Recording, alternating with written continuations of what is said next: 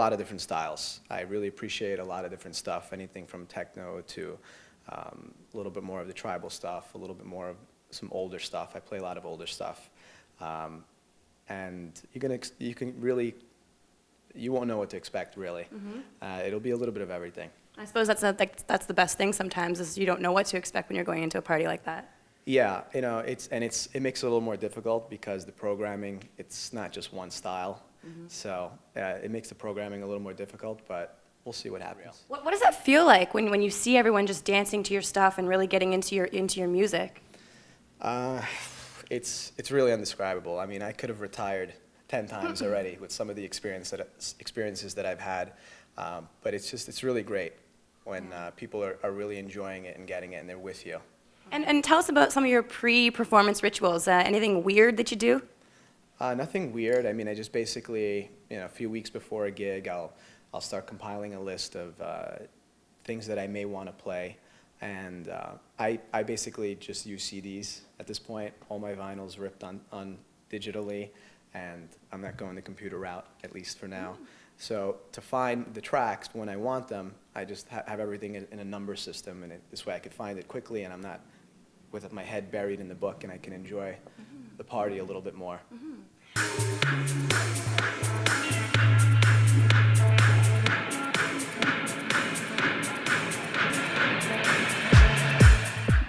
You know, New York is fun and everything. We got this stuff going over there first, but I got to be honest, Toronto, I love Toronto. Yeah? I think Toronto has the energy that New York had in the 80s, and I come back all the time. I really love it here. What are some of your favorite venues that you've played thus far? You know, big venues, small venues. Tell us a little bit about that.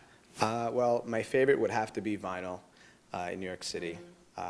That's basically where I got my start. Danny Tenaglia basically is the reason why I DJ, literally and figuratively. He gave me the push, and I was lucky to play there like 5 times for him.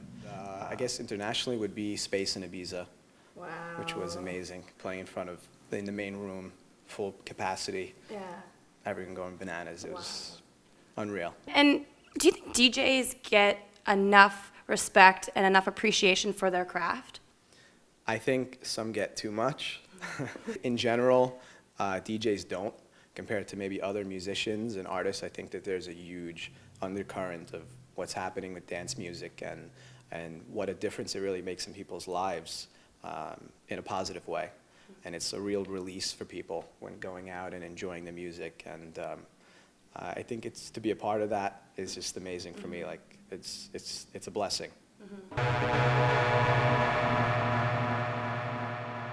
I guess a little bit of versatility and a little bit of risk-taking is what I also look for.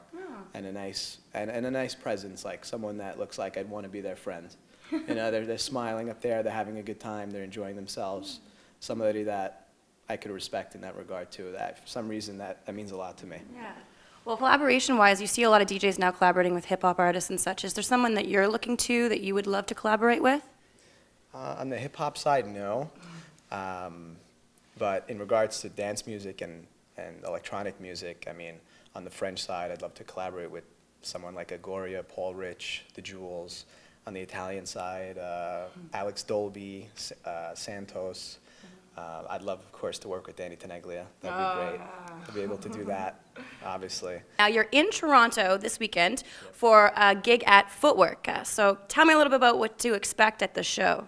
Well, the theme is I don't want to grow up, and it's something that I feel that we should never lose. We should never lose our inner child, and there's a time and a place for everything, and there's a time to be serious, and there's a time to be a little silly. And I think that that's basically my whole theme is for people to just have fun and let loose.